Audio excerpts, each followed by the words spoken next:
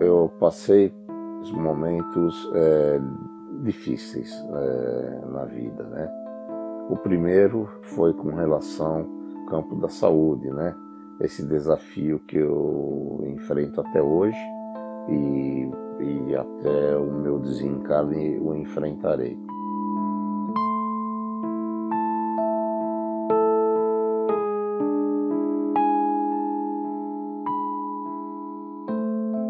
Para quem não conhece a religião espírita, a doutrina espírita, não tendo esse consolo, acho que é um pouco mais difícil suportar, né?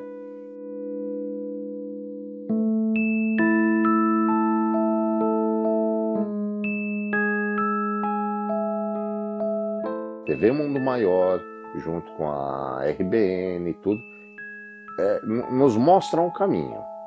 Olha, o caminho é este, mas cabe a nós percorrermos.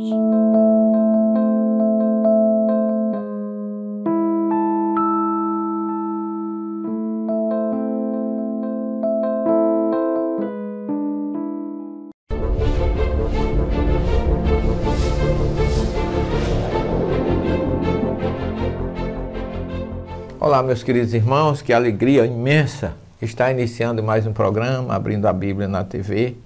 Muito feliz. O nosso Facebook, Abrindo a Bíblia, tem aumentado muito a visita. E visitem, por favor, e mandem as suas observações, as suas dúvidas.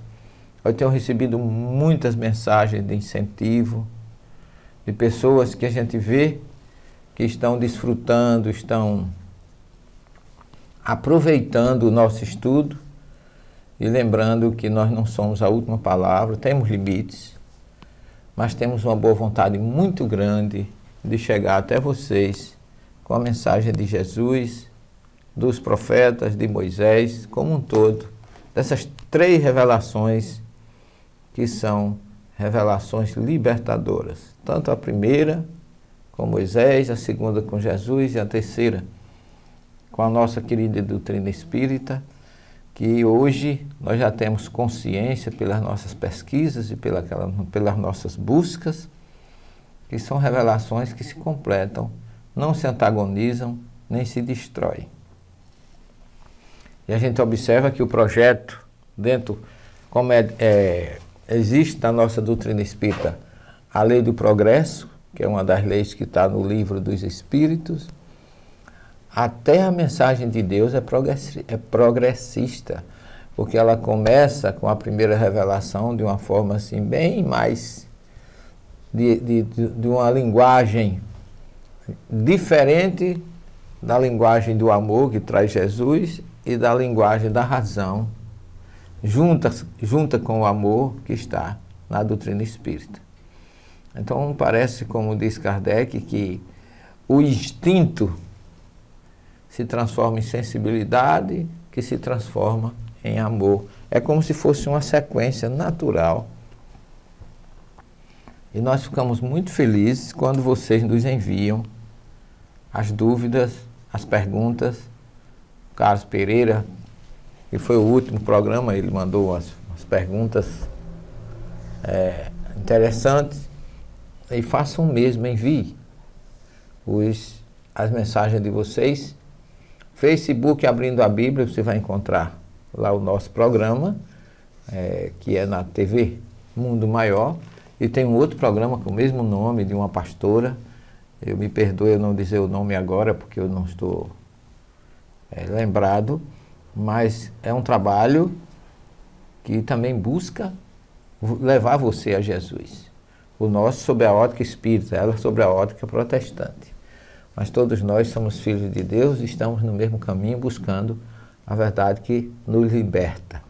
O importante de tudo isso é a nossa união, a nossa fraternidade, o nosso respeito, a nossa busca para juntos reencontrarmos Jesus.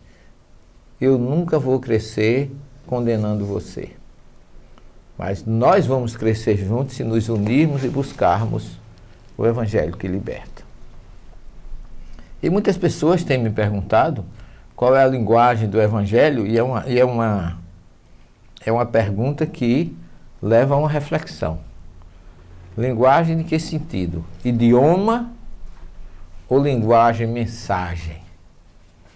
Porque se a gente falar de idioma, você vai ter que começar já lembrando que Jesus era judeu, falava para judeus e para não judeus, como está lá em Mateus 4, 25. Multidões o seguiam de além Jordão, da Galiléia, da Judéia, de Jerusalém, de Decápolis.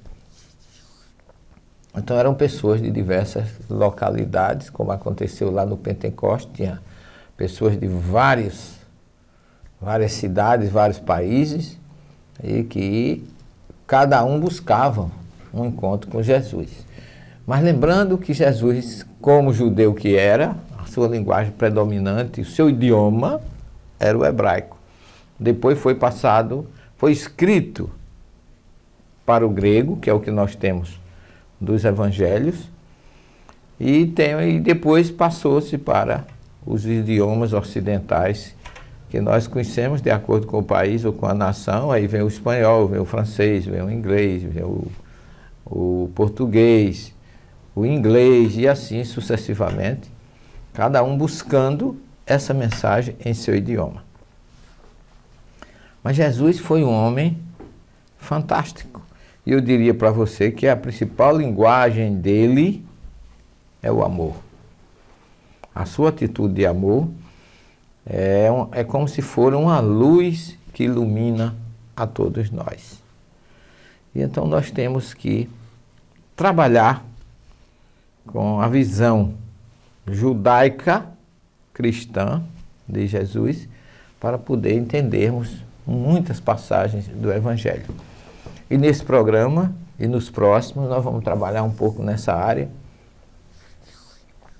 porque ainda resta muita dúvida e muita dificuldade das pessoas ao abrirem o Evangelho, localizarem o porquê daquele versículo, qual era o objetivo que o escritor sagrado, o evangelista, quis transmitir do que Jesus falou, porque a nossa grande dificuldade é que Jesus nunca escreveu nada.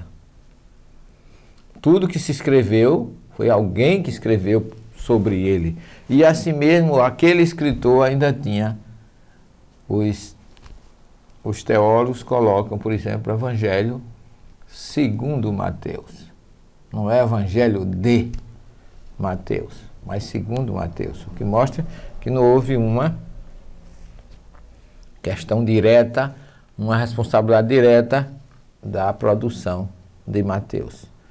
E só para situar você, os 4 evangelistas, cada um tinha um objetivo diferente, e a igreja tomou por bem de colocar para cada evangelista um símbolo, baseado na visão do grande profeta Ezequiel, que trouxe na sua visão 4 seres, um homem, um leão, um touro e uma águia. Que a igreja tomou esse símbolo, essas visões, esses 4 vultos, esses 4 elementos, os seres, como símbolo de cada evangelho. O de Mateus é um homem, o de Marcos um leão, o de Lucas um touro e o de João uma águia, respectivamente, cada um de acordo com o objetivo. E o primeiro que está colocado na ordem canônica, que é o de Mateus, embora não tenha sido o primeiro produzido, ele tem como símbolo um homem, porque Mateus queria apresentar para os judeus o Jesus Messias. E o Messias, na linguagem judaica, veja como o judaísmo influencia na história dos evangelhos. O judeu acreditava que o Messias seria um homem de carne e osso, que viria libertar o povo hebreu e instituir ou instalar o reino de Deus na terra. Então, um homem forte, vencedor, que viria para libertar o povo. E ainda hoje, na oração diária do judeu, eles recitam Lá, se eu não me engano, no 13º princípio da oração judaica, tem uma que diz assim: eu espero a qualquer momento a chegada do Messias para libertar Israel e instalar o seu reino na terra. Então é algo muito vivo, muito forte na mente do hebreu, atualmente do judeu. E você lembre-se que tudo isso influencia na linguagem do Evangelho. E aí nós trazemos um pouco de reflexão da importância da doutrina espírita em tudo isso. Onde é que o Espiritismo entra para ajudar, nos ajudar?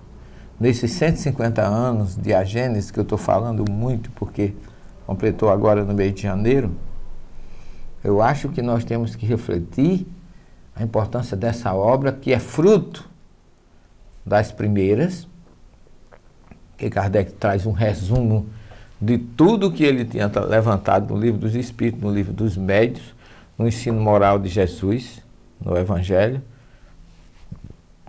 no céu e no inferno. E aí você tem a Gênesis como coroamento, como um complemento de tudo isso. E Kardec coloca na questão 627 do Livro dos Espíritos o seguinte questionamento: uma vez que Jesus ensinou as verdadeiras leis de Deus, qual a utilidade do ensino que os Espíritos nos dão? E aí Kardec ainda pergunta: terão que nos ensinar mais alguma coisa? Questão 625. E a resposta de Kardec é muito. A resposta que Kardec obtém dos Espíritos é a seguinte: Jesus empregava a miúde, na sua linguagem, alegorias e parábolas, porque falava de conformidade com os tempos e lugares. E, logicamente, com a situação política, social, com as pessoas para quem ele se dirigia. No entanto, diz o Espírito da Verdade, agora se faz necessário que a verdade se torne inteligível para todo mundo.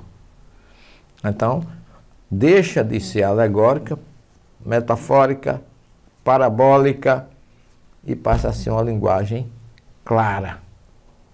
O Espiritismo é a chave através da qual tudo se explica de modo fácil. Está lá na introdução do Evangelho segundo o Espiritismo. E diz o Espírito da Verdade: a nossa missão consiste em abrir os olhos e os ouvidos a todos. Então você vê que o Espiritismo pode trazer uma colaboração muito importante nesse sentido. Quando ele diz assim: o ensino dos Espíritos tem que ser claro e sem equívocos, para que ninguém possa pretextar ignorância. E que, para que todos o possam julgar e apreciar com a razão. Quer dizer, além de conhecimento, de clareza, de evidências e verdades, ele ainda diz que o ensino dos Espíritos tem que ser claro e sem equívocos. Mas não sai daí que nós vamos aprofundar um pouco mais isso na segunda parte do nosso programa, se Deus quiser. Até já. Ao comprar livros, DVDs e CDs na loja virtual Mundo Maior, você patrocina a divulgação espírita do maior complexo de comunicação espírita do mundo. Compre através do nosso e-commerce. Invista em um planeta de regeneração.